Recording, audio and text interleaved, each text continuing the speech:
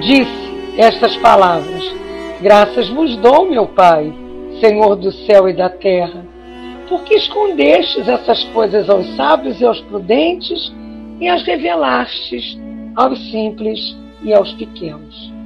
Está grafado em Mateus, no capítulo 11, versículo 25. Pode parecer estranho que Jesus dê graças a Deus por haver revelado essas coisas aos simples e aos pequenos, que são os pobres de espírito, e de tê-las ocultado aos sábios, aos prudentes, aparentemente mais aptos a compreendê-las. É preciso entender por simples e pequenos os humildes, os que se humilham diante de Deus e não se consideram superiores a ninguém, e por sábios e prudentes, orgulhosos, envaidecidos com seu saber mundano, que se creem prudentes porque negam e tratam a Deus de igual para igual, quando não o negam, porque na antiguidade sábio era sinônimo de douto, eis porque Deus lhes deixa a busca dos segredos da terra e revela-os do céu aos simples e aos humildes que se inclinam diante de Deus. O humilde aprende porque reconhece, né, gente, que ignora. E daí faz sua reforma íntima porque reflete sobre si mesmo. E também ser douto não quer dizer ter doutorados, mestrados, PhDs, né, da vida mundana. Muitas vezes, ainda mais nós que sabemos da existência após a morte e da sobrevivência e da individualidade, muitas vezes renascemos em lares humildes no sentido de simplicidade e pobreza, mas ostentamos, né, aquele ar de prepotência e de saber que, vamos dizer assim, nos qualifica como esses doutos aí, né? Esses sábios e doutos a quem Jesus não se preocupou em falar porque eles não queriam ouvir. Que a gente aprenda, né? A não perdermos tempo com quem não está querendo ouvir. Não os descreditando, mas não insistindo por aquilo que ainda não está a tempo e a hora de ser percebido. Eu me vejo, agora menos, mas me vi já muitas vezes dando murro em ponta de faca, como dizia meu avô. Querendo porque querendo, mesmo sabendo tudo isso que a doutrina nos fala, mas me sentindo assim na obrigação de forçar uma barra, como a gente fala na gíria, para que aqueles companheiros entendessem que estavam errados. Vamos à nossa prece. Querido Mestre Jesus, amigo de todas as horas, benfeitor de nossas vidas, exemplo maior, que possamos mais uma vez estudar esses casos trazidos na Revista Espírita, nos dando cada vez mais a sedimentação prática da teoria que o Livro dos Médiuns tanto nos explica, principalmente hoje nos capítulos 10, 13 e 25, onde tratamos no Livro dos Médiuns sobre as questões das manifestações, as questões que nós precisamos entender para, com o entendimento maior da psicografia, o entendimento maior da natureza das comunicações, o entendimento assim, mais aprofundado da influência, né, do conhecimento, da influência, da utilidade das evocações de nossas vidas, hoje não tantas como antigamente, possamos apreender. Porque se verificarmos, todos esses casos, né, Senhor, que estamos estudando já para lá de 2 anos, desde das revistas Espírita de 1858, Esses casos nos mostram casos com nomes diferentes, mas com as situações que precisamos aprender e que hoje em dia verificamos com outros nomes em outros lugares. E não precisamos evocar mais para ter essas respostas. Basta que a gente possa estudar, tanto no Céu e Inferno, quanto no Livro dos Médiuns e nas revistas espíritas, esse manancial, né, de exemplos de fenômenos para tratarmos mais da nossa moralização. Então, seja assim, com essa visão da doutrina espírita, com essa visão desse estudo da revista espírita, que nós possamos dar início a esse breve contato da noite de hoje. Que assim possa ser. Então, vamos lá. Nós vamos vendo e nós estamos procurando juntar esses casos para que possamos, com um pouco mais de fluidez, chegarmos a estudar essas revistas todas, né? Esse manancial de informações trazidos por Allan Kardec. Como está na área de textos, Girard de Condemberg é evocado, né, e na Sociedade Espírita de Paris, em 14 de janeiro de 59, morto em novembro de 58, e era ex-aluno da Escola Politécnica e membro de associações científicas, autor de livro, né, falando do mundo espiritual, da ciência, da comunicação entre os mundos celestes, né? Ele, quando é evocado, ele, como vários perguntam, né, o que queremos dele. E aí, na Sociedade Espírita de Paris, Kardec com um grupo que estava, um grupo sério, nós já vimos aqui como é que foi formada essa sociedade, Kardec e esse grupo preocupado em ter certezas das informações do plano espiritual, perguntam se ele atende aquele chamado de boa vontade. E ele diz que sim. E quando ele diz, quereis dizer-nos o que pensais atualmente do livro que publicaste, aí ele com a visão agora, como a gente aprende lá no livro dos Espíritos, quando há a morte, né? Quando há o retorno à pátria espiritual,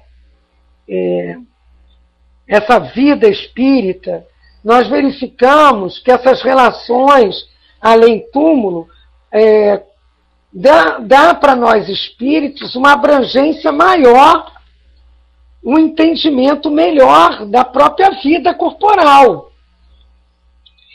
Nesses dias, nós tivemos a oportunidade de ouvir o companheiro lá do Leon Denis, na Prece de Finados, um grande orador da casa, estudioso da doutrina, criado, né, em ambiente espírita desde pequeno, Paulo Cordeiro, mostrar algumas surpresas que ele teve com todo o estudo que ele tinha, com todo o conhecimento, com toda a experiência dos outros a ele passadas, ele verificar coisas no plano espiritual com outra percepção.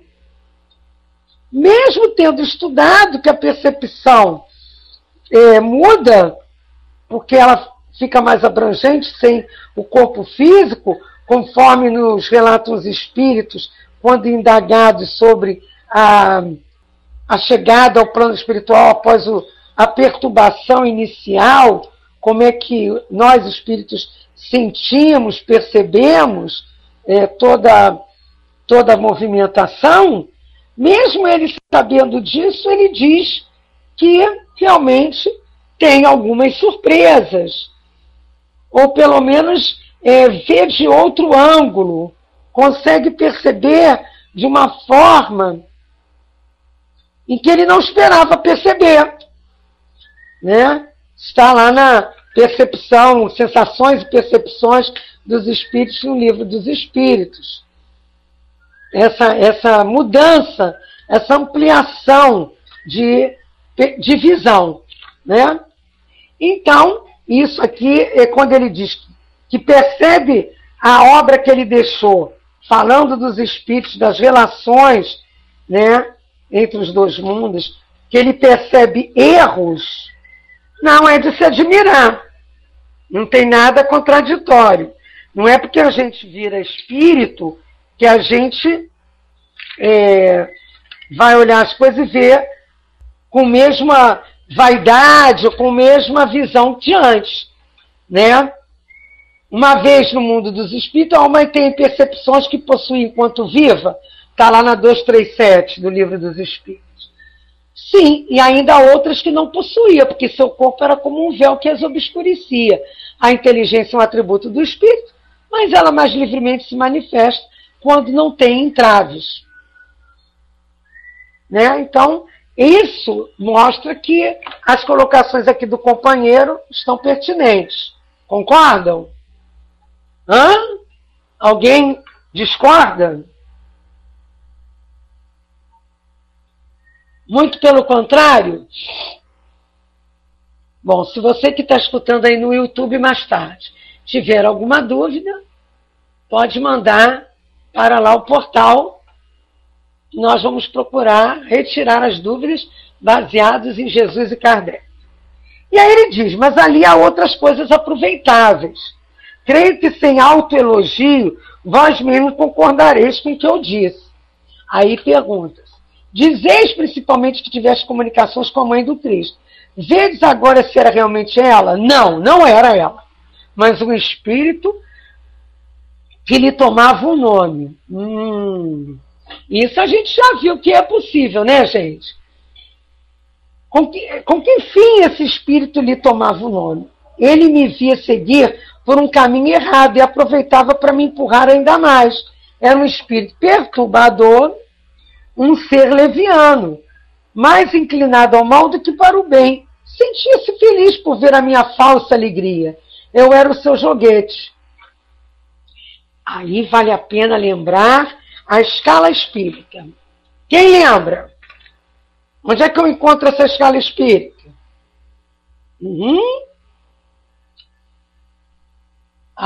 Ninguém lembra? Em que livro? Não precisa me dizer nenhum número, não, da pergunta. Eu só queria que alguém me dissesse. Está no livro tal. Porque a escala espírita é a nossa escala de progresso moral.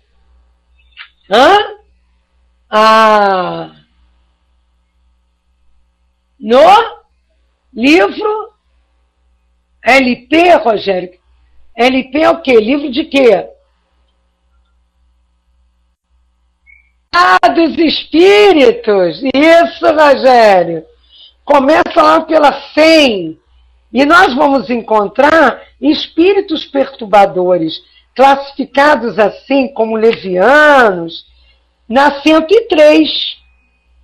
E olha as características desses espíritos. Ignorantes, maldosos, inconsequentes, zombeteiros, metem-se em tudo, respondem a tudo, sem se preocuparem com a verdade.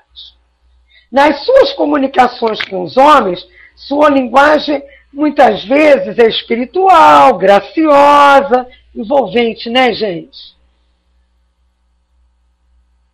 Quase sempre sem profundidade. Captam os defeitos e os ridículos, que divulgam com traços mordazes. Se tomam nomes supostos, é por maldade e por malícia. E aí vale a pena também ir num outro livrinho que fala dessas possibilidades de nós nos enganarmos. Como é o nome disso, hein?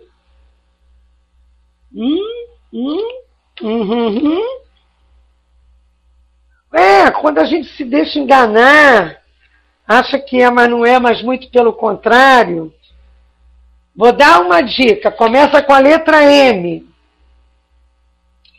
Lá no Livro dos Médios, que ele diz aqui, eu era o seu joguete, como muitos homens são, de alguns espíritos. Mistificação. Lá na 303 do Livro dos Médios. Se é desagradável ser enganado, ainda mais o é ser mistificado. É, aliás, um dos inconvenientes de que mais facilmente podemos preservar-nos. As mistificações são um dos enganos mais desagradáveis do espiritismo prático. Como vamos nos preservar disso? Aí o Espírito responde para nós, Espírito de verdade. Parece-me que podeis encontrar resposta em tudo que vos tem sido ensinado. Sim, certamente há para isto um meio simples, é o de não pedir ao Espiritismo, senão o que ele possa e deva vos dar. Seu objetivo é o melhoramento moral da humanidade. Enquanto não vos afastar deles, jamais sereis enganados. Mas será que essa era a ideia do nosso companheiro, né, o Girard de Condemberg, que se achava, né, um membro das associações científicas, não um douto, não um simples e humilde, mas um sábio, um douto? Então, quem ele ia receber? Qual espírito que ia se comunicar por ele? Ora, a Maria, mãe de Jesus. E que tipo de perguntas ele queria fazer a esses espíritos? Por que ele quis evocá-lo? Qual era a sua intenção? Está lá no livro dos Médiuns. E aí diz, por que é que vós, dotado de inteligência superior, não percebeste o ridículo de certas comunicações? Aí ele diz, eu estava fascinado. Tomava por bom tudo quanto me diziam. Porque ele era o máximo, né, gente? Quando a gente se acha o máximo, como é que a gente vai achar que estamos sendo enganados? Às vezes a gente diz até assim, quer ver? Tá para nascer alguém que vai me enganar, me passar para trás. Não dizemos às vezes isso, ou já ouvimos isso? Concordam? Quantas situações a gente acha que o outro... a gente acaba humilhando o outro que a gente se acha superior. E já por estar humilhando, a gente já não é superior. No mínimo é igual. Eu passei por isso ontem. Tive uma atitude dessas ontem. Apesar de estar certa na questão que houve, a forma como eu me defendi foi grotesca. Por não dizer anticristã. Então, nós ainda trazemos essas dificuldades de percepção na hora H das questões em nossas vidas. E deixamos-nos influenciar pela intuição, já trazendo dentro de nós aquela dificuldade por espíritos em torno que fomentam, encarnados e desencarnados, a situação. E aí ele pergunta, não julgais que essa obra possa fazer mal no sentido de prestar-se ao ridículo relativamente às comunicações de além-túmulo? Aí ele diz, nesse sentido sim. Nesse sentido. Mas também eu disse que havia coisas aproveitáveis, como também verdadeiras. Isso aqui me fez lembrar os critérios que lá no Centro Espírita Leon Denis nós temos para compra de livros para botar na livraria para vender e livros para editar na nossa editora. Não tem conteúdo espírita, não editamos. Tem conteúdo espiritualista, não é nossa prioridade. Tem conteúdo espírita aproveitável, útil, revelação, então vamos ver com cuidado. Algo que já foi revelado, tratado de outra forma? É verdadeiro? São perguntas que nós que passamos por esse grupo de trabalho que existe na casa, no Centro Espírita Leon Denis aqui no Rio, para leitura de 3 médiuns daquele livro, antes dele ser colocado à venda, leitura por 3 médiuns daquela brochura antes dela ser editada pela casa, nós temos temos critérios ligados às relações da própria doutrina espírita. Então, tem hora que você vê, o livro tal, ele não é espírita, é espiritualista, mas trouxe muita gente para a doutrina. Tudo bem. Né? Ah, a novela tal é espírita. Não, ela é espiritualista. Ah, mas está fazendo todo mundo procurar a doutrina. Tudo bem. Tem livro demais que a gente nem lê, né, Rogério? Vide revista espírita, né? Raramente eu encontro alguém que disse que já leu todas elas. De 1858 a 1869. E estudar muito menos. Não é verdade? Pois é. Então, coisas aproveitáveis como verdadeira, para você triar, você tem que ter a base muito bem estudada. No caso nosso, a base kardeciana. O Pentateuco, não é só Evangelho, Livro dos Espíritos, Livro dos Médiuns, não. Obras póstumas, Gênese, né? Céu e Inferno e Revista Espírita. Porque se eu leio isso tudo na Revista Espírita, eu não fico procurando livrinhos que trazem romances, casos. Está tudo aqui. A não ser que eu queira me distrair um pouco com casos de reencarnações. Aí eu vou nessa. Né? Tem um livro aí muito famoso, que virou peça, virou tudo, que ele é interessante, tem verdades, ele é possível, chegada de jovens no plano espiritual, como a gente tem jovens no além, né? Como a gente tem, oh meu Deus, vários relatos de livros através de Chico Xavier, que as mães vão procurar consolação, como a gente tem vários relatos, no caso, nos livros de André Luiz, através de Chico. Mas aí a gente se deixa levar por aquele que não foi nenhum desses, da base. E aí não vê pequenos deslizes. Pequenos deslizes. Que já deixa a gente andando em ovos, pisando em ovos, ao ler os livros. Né? Coisas pequenas. Ah, o Espírito foi recebido por Maria de Nazaré. Como assim? Beijou a mão dela. Como assim? Ah, o Espírito visualizou logo, de repente. Como assim? Ah, mas pode acontecer? Pode. A gente vê lá Sansão. Mas com que fim? Com que utilidade se isso já está escrito? Ah, mas é numa nova roupagem. Ah, tudo bem. Mas vamos ler primeiro o Pentateuco, estudar, para depois, ou então se começarmos de outra forma, vamos, depois, estudando a doutrina, peneirar, né? Pois é, Rogério, umas 10 encarnações para ler tudo. Por isso que é bom a gente começar mesmo, no Pentateuco, Revista Espírita, André Luiz, Leon Denis, Gabriel Delane, Ivone Pereira, Chico. Poxa, só aí eu não consigo nessa encarnação. Eu já estou estudando há 30 anos. E o pior é que cada hora que eu leio, eu descubro uma coisinha nova. Aí ele diz, aliás, sobre um outro ponto de vista, ela impressiona as massas, a obra que ele fez. Naquilo que nos parece mal, por vezes encontramos uma boa semente. Sois agora mais felizes do que quando vivo? Sim, mas tenho muita necessidade de esclarecer, pois ainda me acho nas brumas que se seguem à morte. Estou como um aluno que começa a soletrar. Então ele passou aquela fase de perturbação, mas ele ainda está numa fase ainda de descobertas. Quando vivo conheceste-os o livro dos Espíritos, nunca havia lhe prestado atenção. Que pena, né?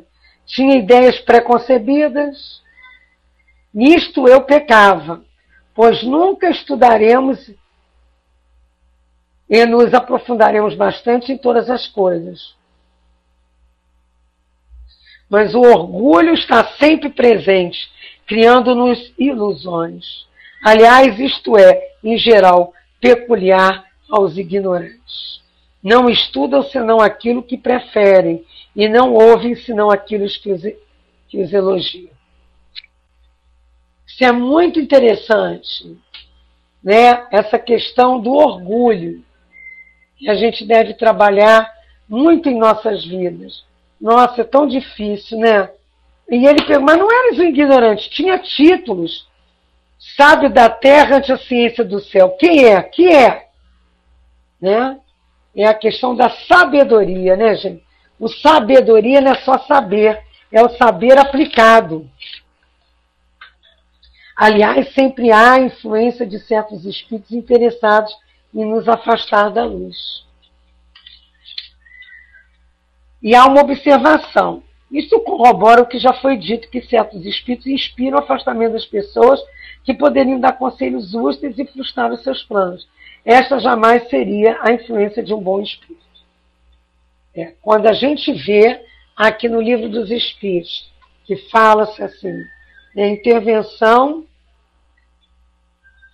dos espíritos em nossas vidas. Entende, querido? E que pergunta-se sobre essa intervenção, sobre a ação deles em nossas vidas, que eles falam, os espíritos exercem influência nos acontecimentos da vida, certamente, visto que te aconselho. É a 525 do próprio Livro dos Espíritos. Exerce influência de outra forma que não seja através do pensamento que sugere, isso é, tem uma ação direta sobre o cumprimento das coisas? Sim, mas nunca agem fora das leis da natureza. O pressentimento é sempre um aviso de um espírito protetor?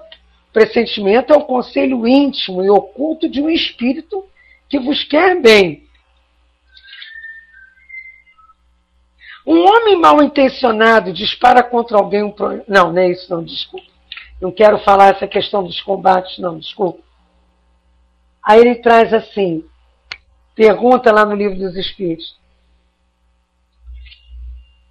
Influenciam os espíritos em nossas vidas? Aí ele responde, muito mais do que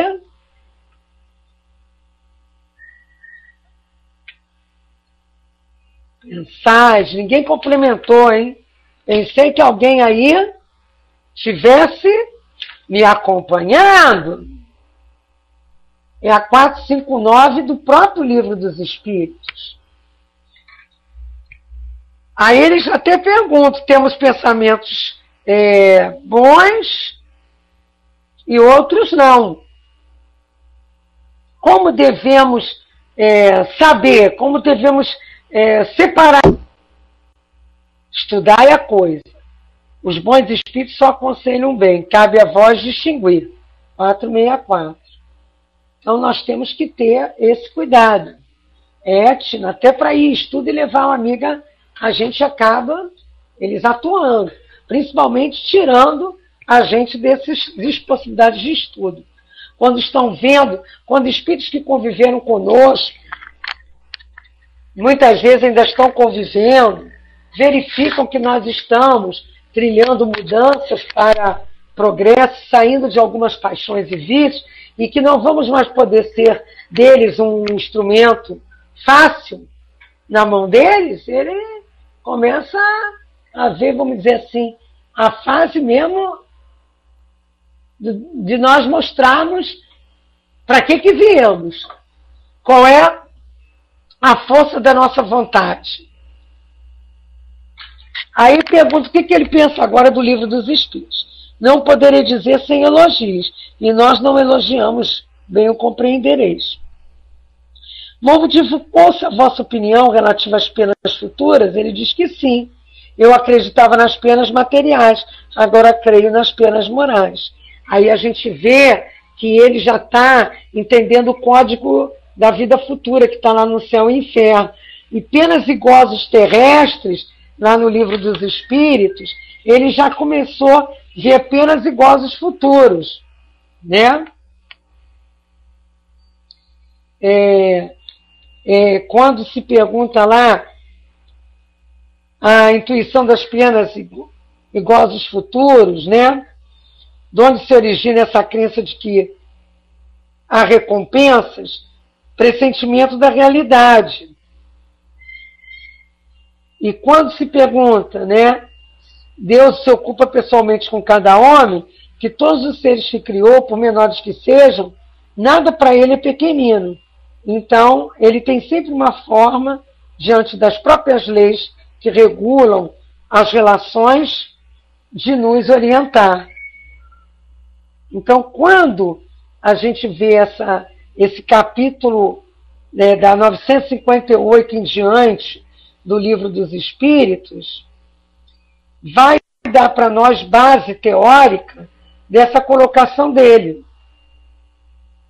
E quando se pergunta se podemos fazer algo que agradasse a ele, diz que sempre. Que cada um faça à noite uma prece em minha intenção. Para não esquecerem dele. Todos falam da importância da prece, né, gente?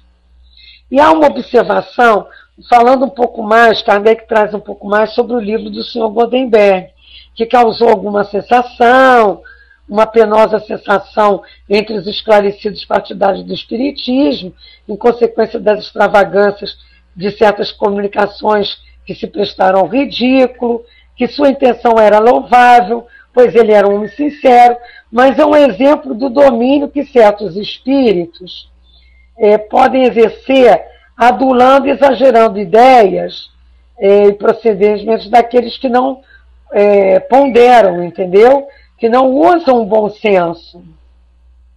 O perigo de se espalhar questões levianas. Por isso que Kardec foi muito, muito, muito científico na hora de trazer as colocações dos espíritos. Né? E quando a gente vê o Poitevin, eu acho que é Poitevin, o Ativão, o nome do companheiro aqui, o aeronauta, que morreu de febre tifoide, e numa sessão de fevereiro de 59, na Sociedade Parisiense, ele foi evocado. Perguntaram se ele tinha saudade da vida terrena, ele diz que não, que ele era muito mais feliz onde ele estava. E qual o motivo que levou ele a experiências aeronáuticas? Ele disse que a própria necessidade, e se ele tinha ideia de servir a ciência. Ele disse que de modo algum. E vedes agora que a aeronáutica, de um ponto de vista diverso, que tinhas quando vivo, é a mesma questão da emancipação da percepção do espírito após a morte.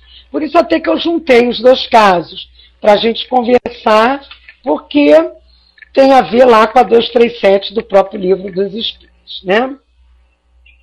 E ele diz que não, eu havia como a vejo agora, pois havia bem, olha a diferença. Via muitos aperfeiçoamentos a introduzir, mas não os podia fazer por falta de conhecimentos. Mas esperai, virão homens que hão de dar-lhe o relevo que ela merece, que merecerá um dia. Quer dizer, ele tem uma visão do futuro, né, gente?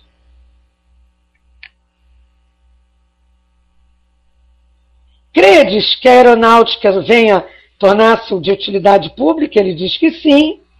E que a grande preocupação dos que se dedicam a esta ciência, a busca da dirigibilidade dos balões, e o que ele pensava, ele diz que isso com certeza ia acontecer, que ainda não tinha acontecido, né? Não esqueça. Na vossa opinião, com a maior dificuldade, ele diz o vento, as tempestades. E aí pensa, mas não é o apoio? Ele diz que não. Se dirigíssemos os ventos, dirigiríamos os balões. E aí perguntaram, né? Poderias assinalar o ponto para o qual deveriam ser dirigidas as pesquisas? Aí ele, olha que interessante, que espírito tranquilo. Deixemos como está. Deixemos como está. Aí eu lembrei lá na frente, no Evangelho da Aliança, aliança, né, entre a ciência e a religião, mas eu lembrei também da lei do progresso, no Livro dos Espíritos.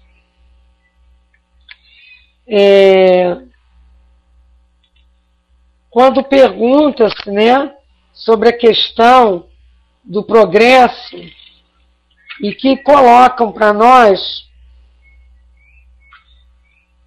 que a marcha do progresso, o homem tem uma parte que se desenvolve por si mesmo, naturalmente, né?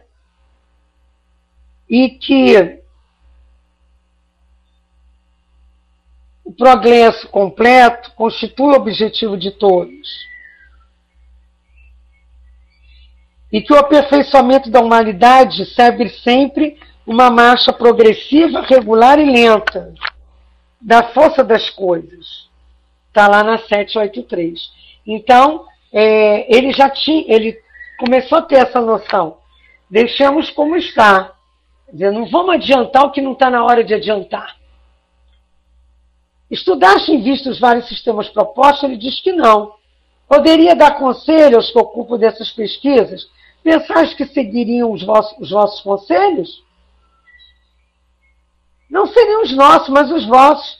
Quereis um tratado? Eu os mandarei para fazer. Por quê? Pelos amigos que me guiaram. Aqui, então, olha só, estão dois inventores distintos em matéria de aerostação. Samson e Ducros, que tiveram menções científicas muito honrosas. Tendes ideia de seus sistemas? Não. Muito há que dizer, eu não os conheço. Admitindo estar resolvido o problema da dirigibilidade, credes na possibilidade de uma navegação aérea em grande escala? Não. Nunca como pelo telégrafo. Olha só, olha a limitação do espírito. Quer dizer, desencarnou. Limitação da visão futurista, né? E hoje nós estamos aqui pela internet, né, gente? Eu fico assim pensando, nossa, quanto progresso material, né? Aí perguntam, não falo da rapidez das comunicações, que jamais pode ser comparadas ao do telégrafo. Oh, meu Deus! Mas do transporte de um grande número de pessoas. Olha só, pouca presteza. Gente. Em menos de 100 anos tudo mudou, né? Quando um perigo iminente pensaste no que seria depois da morte, ele disse que não. Estava absorvido nas manobras. E que impressão o perigo causava? O hábito tinha diminuído o medo. E que sensação tinhas quando estavas perdido no espaço? Perturbação, mas felicidade. Olha, meu espírito fugia do vosso mundo. A necessidade de manobrar trazia a minha realidade e fazia-me cair na fria e perigosa posição em que me achava. Vedes com prazer a vossa esposa seguir a mesma carreira? Não. Qual a vossa situação como espírito? Vivo como vós, isto é, como provê a minha vida espiritual, como vós a vossa material. E aí, vou colocar algumas coisas aqui da observação. As curiosas experiências do Sr. Poitevin, sua intrepidez, sua notável habilidade na manobra dos balões, faziam-nos esperar dele maior elevação e grandeza de ideias. O resultado não correspondeu à nossa expectativa. Como vimos, a aerostação não era para ele senão uma indústria, um modo de viver, um gênero especial de espetáculo. Todas as suas faculdades eram concentradas nos meios de satisfazer a curiosidade pública. Assim é que, nestas palestras de além-túmulo, as previsões são muito vezes incertas. Ora, são ultrapassadas, ora ficam aquém do que se esperava, o que é prova evidente da independência das comunicações. A prova evidente que o espírito não era muito elevado, não é verdade? Mas eles esperavam mais. Numa sessão particular, através de outro médico, ele ditou os conselhos. Pois medir-lhes o valor, objeto de estudo, aquilo que ele disse que ia falar, né? Fazer. Vamos só ler um pouquinho para termos uma ideia desse espírito. Mais um pouquinho, já que temos um pouquinho mais de tempo. Para dirigir um balão cheio de gás,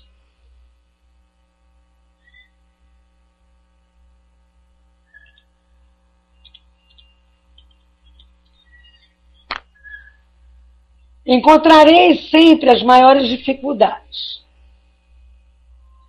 A imensa superfície que ele oferece como uma presa aos ventos, a insignificância do peso de gás que pode conter a fragilidade do invólucro exigida por este ar sutil. Todas essas causas jamais permitirão dar ao sistema aerostático a grande extensão que desejarias vê-lo tomar. Quer dizer, a gente sabe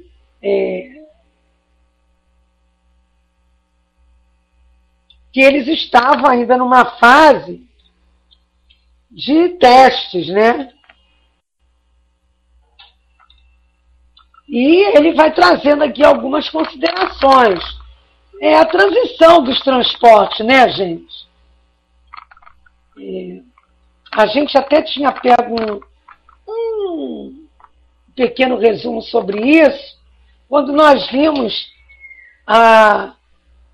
só para ver do balão dirigível, as coisas assim, né?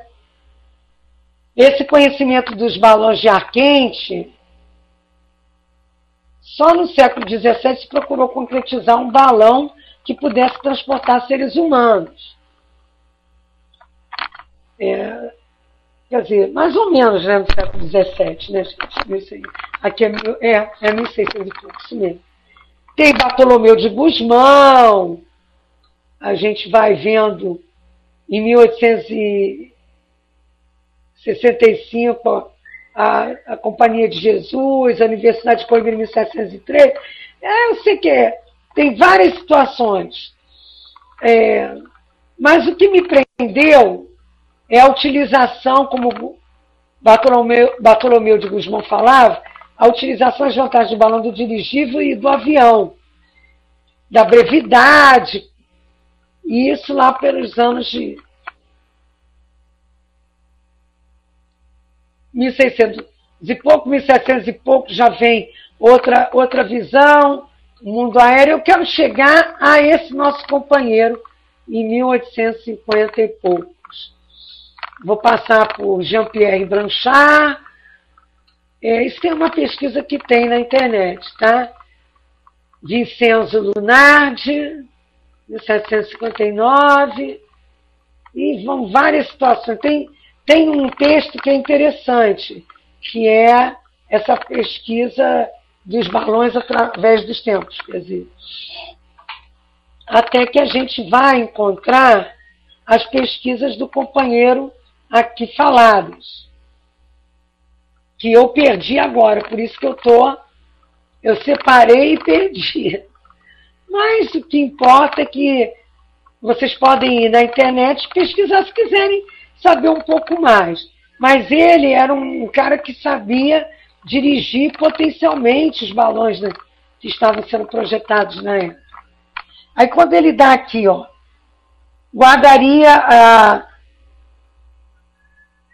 termo entre a eletricidade e o vapor, deve haver transportes mais rápidos que as ferrovias, quanto aos passageiros, menos que o telégrafo, quanto às mensagens. Não se coloca como meio termo entre os dois elementos e sistemas, porque participam ao mesmo tempo do ar e da terra. Não me perguntaste se por este meio chegarias a visitar outros planetas? Olha só. Entretanto, o pensamento inquietou muitas cabeças, e a sua solução encheria o vosso mundo de espanto. Não conseguiria. Pensai que era para atravessar os espaços inimaginados de milhões e milhões de léguas, a luz leva anos. Vê depois quanto tempo seria necessário para os atingir. Eu não vou me apoiar nisso tudo, porque hoje nós já estamos até querendo vender ida a Marte. Não é verdade? E o que importa para nós aqui é ver que o espírito tinha um conhecimento, desencarna e ainda mantém o conhecimento dentro dos padrões possíveis da época, gente.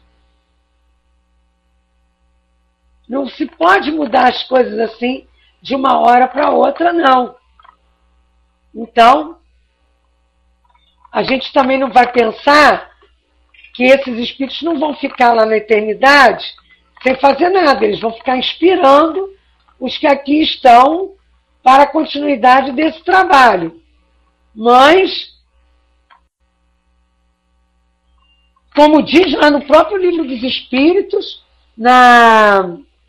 na lei do progresso, se não me engano. Quando se pergunta, deixa eu ver se eu alcanço lá de novo. Lei do progresso. Se os espíritos se preocupam com as nossas tarefas nas artes ou em outros campos. E aí eles colocam que sim. Que eles nos intuem. Então, claro que os cientistas têm seu aprendizado também do passado, sem suas vontades do presente, mas também se deixam levar pelas intuições e inspirações. E esse aperfeiçoamento vem através do não egoísmo, porque quanto mais egoístas e, vamos dizer assim, vaidosos, nós vamos guardando o descoberto para nós mesmos. E aí as coisas custam mais a andar. Eu acho que não é na lei do progresso, eu não me lembro mais. Mas eu acho que é da intervenção dos espíritos mesmo em nossas vidas. E tem lá uma parte sobre essa intervenção a nível das ciências. Vamos ver. Eu acho que é lá mesmo. Então, o Senhor,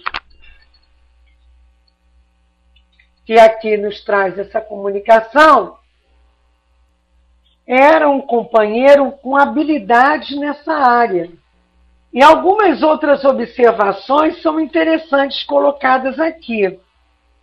Ele diz assim: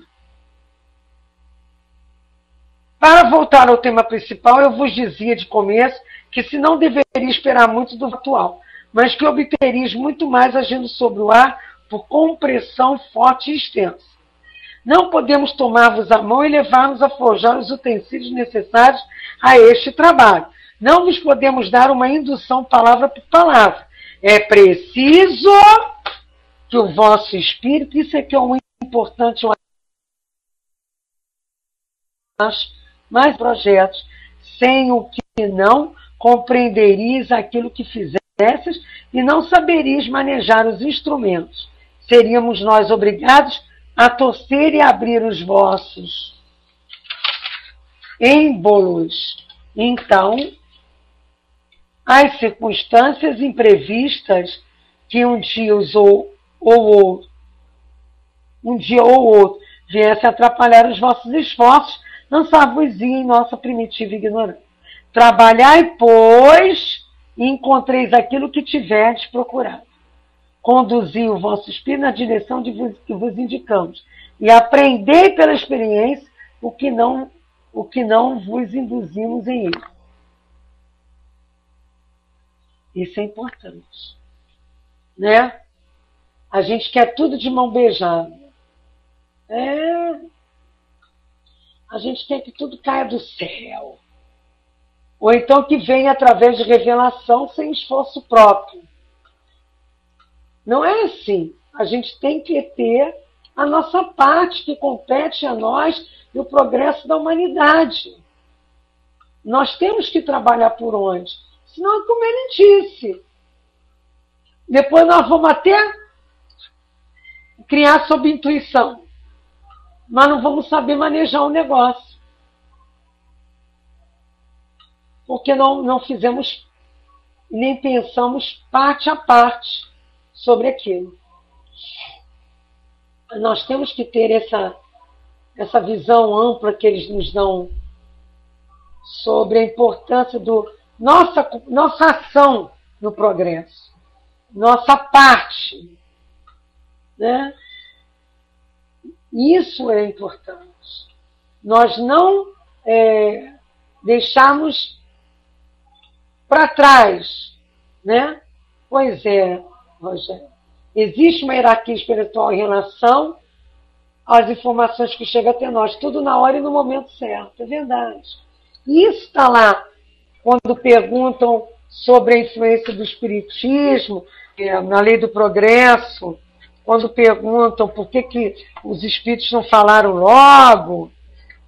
Isso é tão interessante que vale a pena eu pegar aqui para ler. Quando eu estudei isso, é que eu fiquei em 2 estudos hoje, qual seria? Mas eu dei uma estudada nos 2. Então tem lá na Lei do Progresso, por que os espíritos não ensinaram em todos os tempos o que ensinam hoje? E o hoje é 1857, né?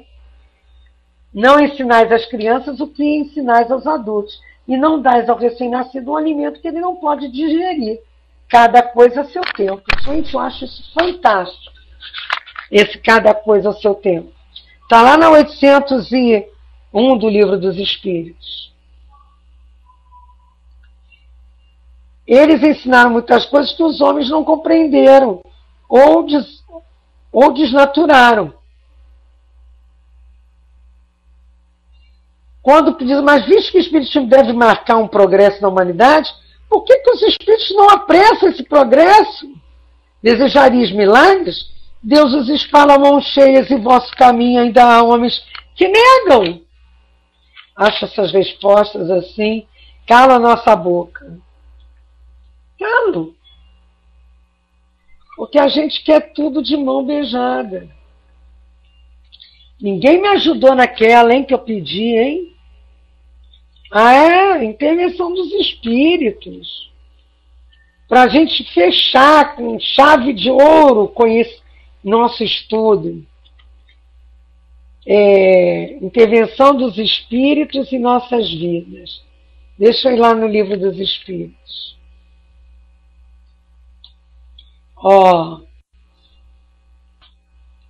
É que o meu livro está tão cheio de coisas dentro que eu vou puxando, vai caindo tudo.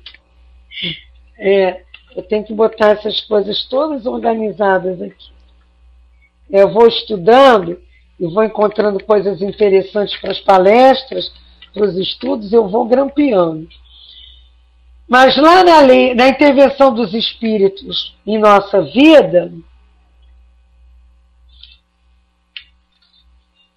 lembra que eu perguntei a vocês? Tem uma parte aqui que tem a ver também com isso. Em que eles dizem que nós também temos que fazer a nossa parte. Não é ficar também esperando, porque eles veem tudo que nós fazemos. Eu agora não estou achando. Quando fala desses espíritos que interferem naquilo que na música, nas artes, né, e que a gente, claro que esses espíritos vão nos intuir, mas nós temos que fazer a nossa parte. Primeiro, porque eles não sabem tudo, e segundo, é isso que nós vimos agora. Também não estamos preparados para tudo. Nós não íamos dar o mesmo valor. Não iríamos saber lidar com aquelas questões. E aí vamos ler aqui, de distorcer, né? Nós temos essa mania. Não é nisso, não. É nas ocupações e missões dos espíritos. 565. Os espíritos examinam nossos trabalhos de artes e se interessam por eles. Vamos ver aí, arte, ciência, né? Tudo junto. E aí eles examinam o que pode demonstrar a elevação dos espíritos e seu progresso. Quer dizer, só se preocupa com coisas interessantes. Um espírito que teve uma especialidade na Terra interessa preferencialmente por esses trabalhos, tudo se confunde num objetivo geral. Se ele for bom, interessa-se por eles na medida em que isso permite auxiliar as almas a se elevarem para Deus. É o caso aqui do companheiro. Não adianta ele dizer até o que ele não sabe. E dizer o que não estamos em condições de entender. Então a gente tem que perceber isso. Né? até onde vai essa questão da revelação. Aí, se eu recebo um espírito que se diz que é Maria de Nazaré, eu fico já, peraí. Qual é a utilidade de Maria vir através de mim se tem Divaldo Pereira Franco? Espírito médio, já talhado para essa tarefa, voltou à pátria espiritual. Já que tem Raul Teixeira aqui no Brasil, né? São dois espíritos que estão à frente desses trabalhos de revelação. Joana já revelou que está para reencarnar até 2015. Isso é revelação. Mas não é qualquer um que revela. Então, vamos ter cuidados. E ele diz aqui, é uma prova a mais da diversidade de aptidões, de luzes encontradas na Terra, no mundo dos espíritos. Damos modelos de comunicações de todo gênero, tomando, porém, o cuidado de ressaltar o forte e o fraco.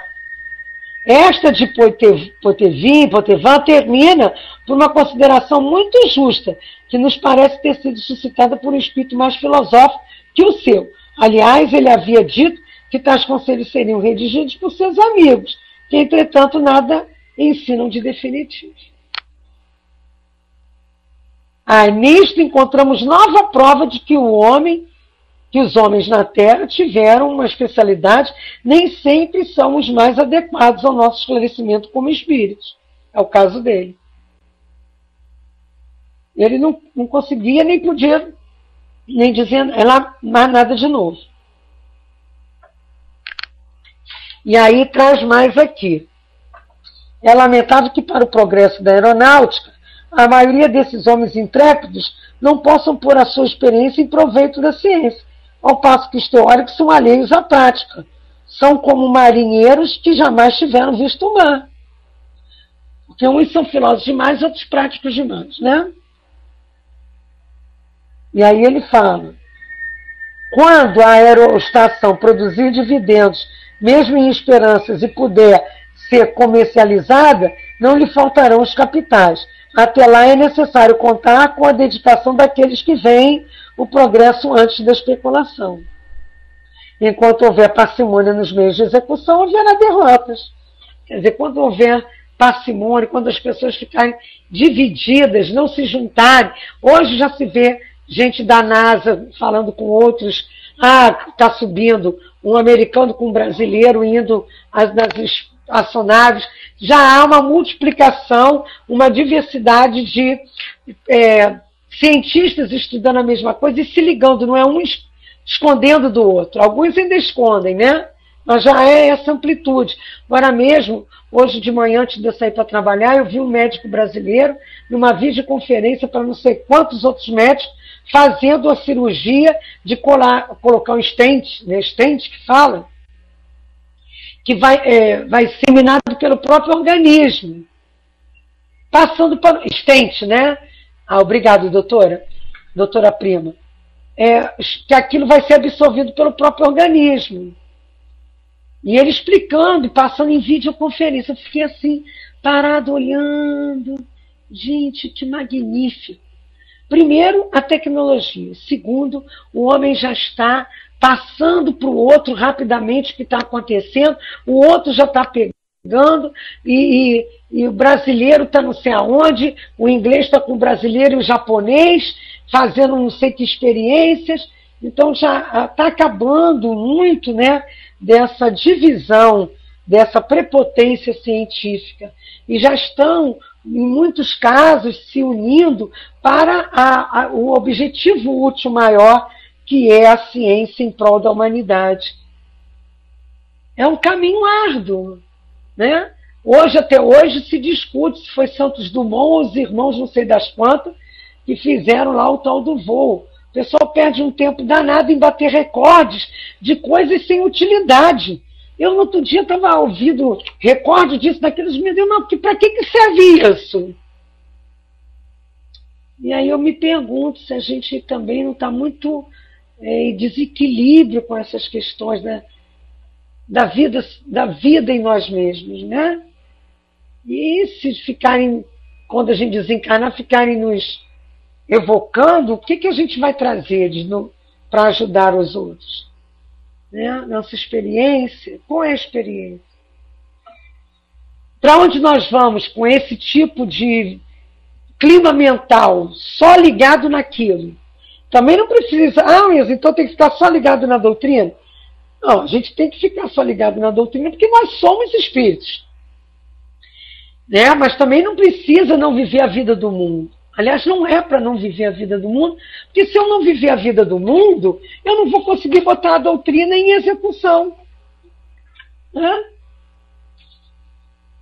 Pois é. Então, que a gente pode pensar nesses casos de estudo, nesse sentido, gente. Vamos abrir nossa mente, vamos pensar com muito carinho o que podemos contribuir para o bem do próximo, né? Evocar bons espíritos para nos darem auxílio a essa tarefa que todos temos para seguir. E semana que vem nós vamos estudar Goethe e vamos estudar, não é Goldstein não, hein?